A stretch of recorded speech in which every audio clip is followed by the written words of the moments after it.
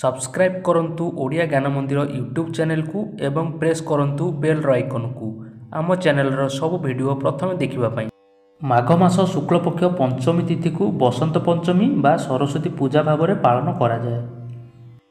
माघ मास शुक्ल पक्ष प्रथम दिन ठारू बसंत ऋतु आरंभ होता है एवं यार पंचम दिन बा पंचमी तिथि को आम श्री पंचमी बा सरस्वती पूजा बा बसंत पंचमी भावे पालन करिथाउ। कुहाଯାଏ ଏହି दिन ब्रह्मा माता सरस्वती को तांको शरीर उत्पन्न करथिले, सेथिपाई ଏହି दिन को माता सरस्वती जन्म दिवस भावे श्री पंचमी रूप में पालन करा जाइथाए। माता सरस्वती विद्या बुद्धि ज्ञान कला एवं स्वरर देवी अटंती। ଏହି दिन आमे माता सरस्वती को प्रार्थना करवा दरकार। ଏହି दिन माता सरस्वती को आमे किभଳି भाବରେ पूजा करवा से विषय आमे ଏହି वीडियो जानिबा। आसंतु जानिबा। प्रथम यही दिन आमे सकाळु स्नान करी हलदिया वस्त्र परिधान करवा उचित एवं माता सरस्वती को आमे घर बा कौनसी शिक्षा अनुष्ठान मानकर पूजा करवा उचित।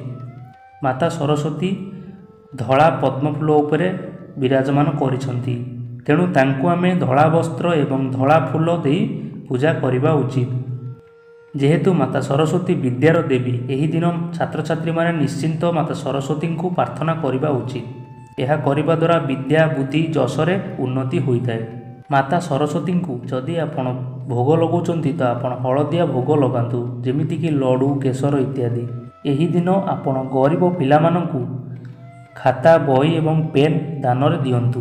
यह करने द्वारा माता सरस्वती आपणक पिलामानंक उपरे कृपा करिथांती एवं आपणक पिलामानंकर विद्या बुद्धि रे उन्नति होइथाए। जदि आपणक पिला पाठ पढुचंती ताहले आपण गोटिए साधा धला पेपर रे सरस्वती जंत्र अंकन करंतु एवं एहाकु माता सरस्वती पाखरे पूजा लगातु एवं यही पेपर को आपणक पिलांक बही बा बैग रे रखि दियंतु। यह करने द्वारा माता सरस्वती आपणक पिलांक कंठरे वास करिथांती एवं आपणक पिलांकर पाठरे उन्नति होइथाए। एही दिन मानकरे नुआ खाता बही इत्यादि क्रय करी ठाकुरंक पाखरे पूजा करवा उचित। जदि आपण कौनसी नूतन कार्य आरंभ करने पई चाहुचंती ताहले एही सरस्वती पूजा दिन कार्य आरंभ करंतु, देखिबे आपणक कार्य रे सफलता मिलिबो।